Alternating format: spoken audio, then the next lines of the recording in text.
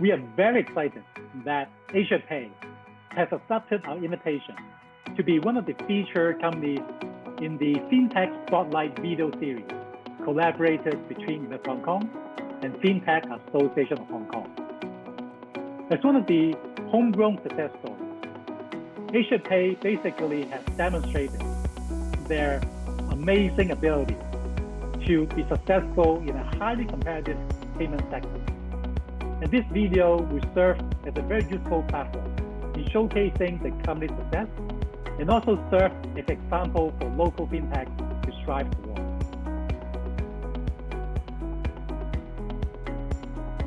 I think that being in Hong Kong, right in the center of the Greater Bay Area, and also driven by the coming demands and the growth of the RCEP initiative, AsiaPay as a fintech company would benefit a lot in the future. And Hong Kong has been famous for a well-established legal and regulatory framework, and also a very robust and trusted banking environment and systems that allow us fintech players to leverage on those multi-currency capabilities, cross-border payments facilities much easier than the others.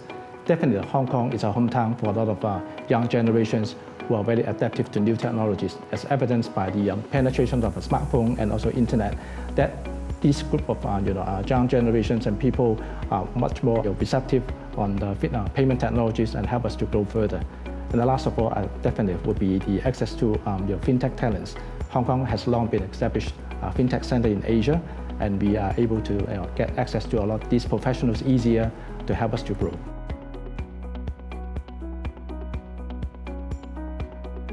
As we start the AsiaPay business, there has been some other readily international payment players who serve SME sectors, and that's why we focus on corporate in the earlier days. But as you see that the digital payments market continue to get more sophisticated, and now there are more or more demands for SMEs who look for more holistic, integrated solutions, and that fuel AsiaPay to spend more, divert our focus traditionally to the corporate sectors, now more to the SMB sector.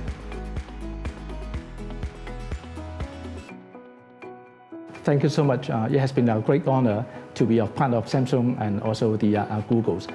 We have seen a lot of disruptive technologies to address some pain points in the market. So people finding more efforts and time to spend when they do the checkout, and all these new wallet players help customers, especially the new generations, to enjoy a much faster checkout and simplified payment flow. And then definitely the young generation is our key focus for the futures, because they are the ones who spend more money spending online and on travels. When there's a new disruptive technologies, there are always potential new challenges, and also there will be some new form of collaborations. Definitely, as evidenced by the Hong Kong MA initiative, that the government encourage open banking API that allow non-FI companies like a payment company to partner with the banks. So in that, at the end of the day, the joint effort of both the banks and the non-bank player will bring extra layer of convenience, comforts and benefits to the existing clients in the market. I think there are continued innovations around digital payments into four major categories. We represent by MICE.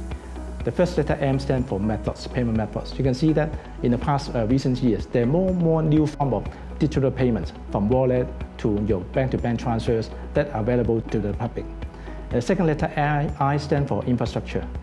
Before time, the payment infrastructure largely dominated by SWIFT, interbank, ACH, and also credit card. But you can see there are more kind of alternative infrastructures available for clearing and settlement. Third letter C will be on channel.